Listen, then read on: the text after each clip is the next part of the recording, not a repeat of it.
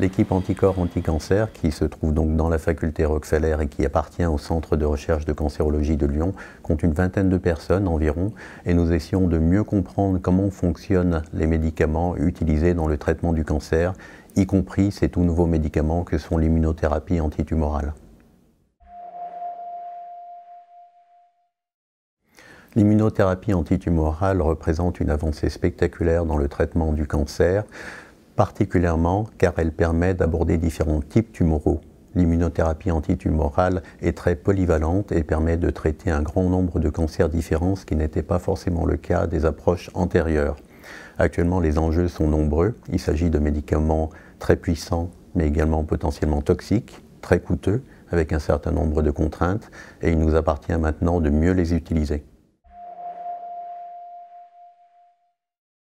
Le prix Nobel 2018, qui a reconnu donc l'importance des points de contrôle immunitaire, qui est à la base des nouvelles approches d'immunothérapie, est tout à fait mérité en ce sens qu'il a véritablement été à la base d'un changement de paradigme dans la façon dont nous prenons en charge les patients atteints de cancer. Ce prix Nobel 2018 de médecine constitue pour nous la reconnaissance véritablement d'une avancée théorique spectaculaire qui a permis en pratique une modification profonde de la prise en charge de nos patients.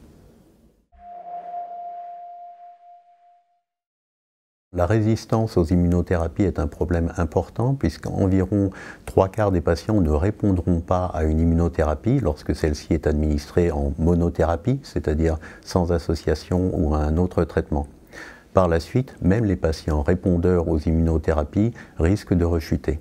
Nous sommes donc confrontés actuellement à des problèmes dits de résistance primaire, d'emblée, ou secondaire, après que le patient ait initialement bénéficié.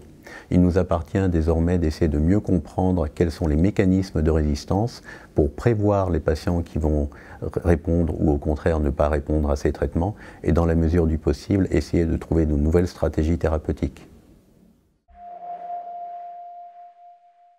Essayer de pallier aux mécanismes de résistance peut passer par plusieurs stratégies. La première et la meilleure serait de pouvoir les prévoir, c'est-à-dire d'anticiper les patients qui risquent de résister à nos traitements, ce qui leur éviterait des effets secondaires et bien sûr beaucoup de contraintes. C'est une partie du travail sur lequel sont engagées de nombreuses équipes de recherche, dont la nôtre. Une fois la résistance constatée, il est important de savoir changer de traitement ou de combiner avec des nouvelles thérapeutiques. Et l'histoire de la cancérologie montre bien que c'est la combinaison de différents types de médicaments, dans notre cas de l'immunothérapie avec d'autres types de médicaments, qui pourra résoudre un certain nombre de problèmes dans l'avenir.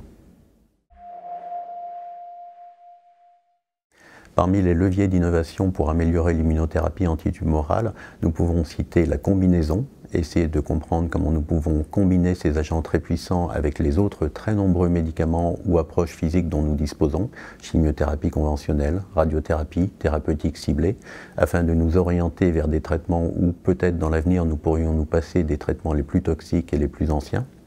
Une autre approche intéressante est de mieux comprendre globalement le fonctionnement du système immunitaire et essayer chez un patient donné de comprendre pourquoi le système immunitaire arrive à détruire les cellules cancéreuses.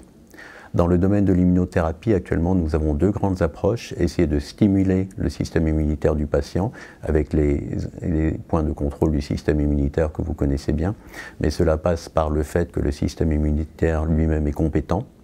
À ce titre, il est très intéressant de pouvoir essayer de trouver des immunostimulants, ou ce qu'on appelle des immunoadjuvants. La deuxième grande branche de l'immunothérapie actuellement, c'est celle des cellules qu'on appelle les CAR-T, les cellules immunocompétentes apportées de l'extérieur et qui quelque part vont se substituer au système immunitaire du patient.